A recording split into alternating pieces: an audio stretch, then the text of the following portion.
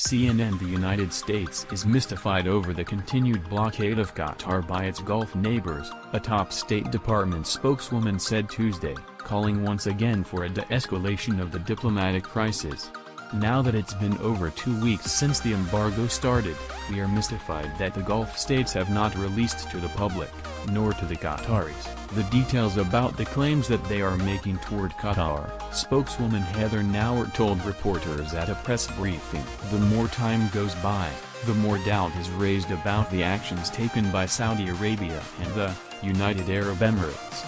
Opinion: Qatar must stop changing the subject and start changing its behavior. At this point we are left with one simple question: were the actions really about their concerns regarding Qatar's alleged support for terrorism, or were they about the long-simmering grievances between and among the GCC countries? She said.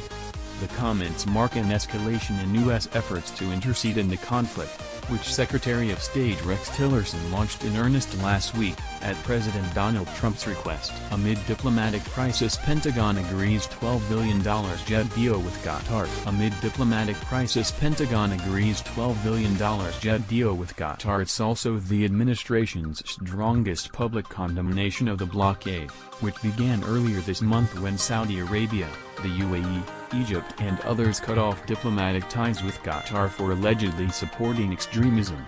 To date, the administration's messaging on the crisis has been inconsistent.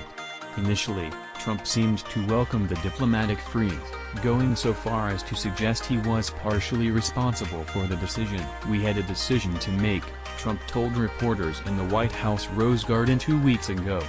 "Do we take the easy road or do we finally take a hard but necessary action? We have to stop the funding of terrorism.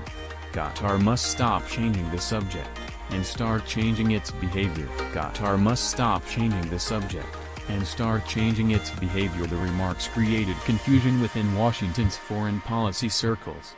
Only hours earlier, Tillerson went in front of cameras at the State Department to say the blockade was hindering U.S. military actions in the region and the campaign against ISIS.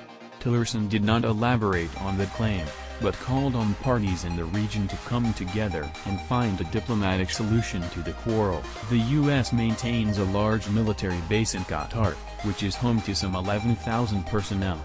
In congressional testimony last week, Tillerson insisted there was no daylight between himself and Trump on the issue of Qatar.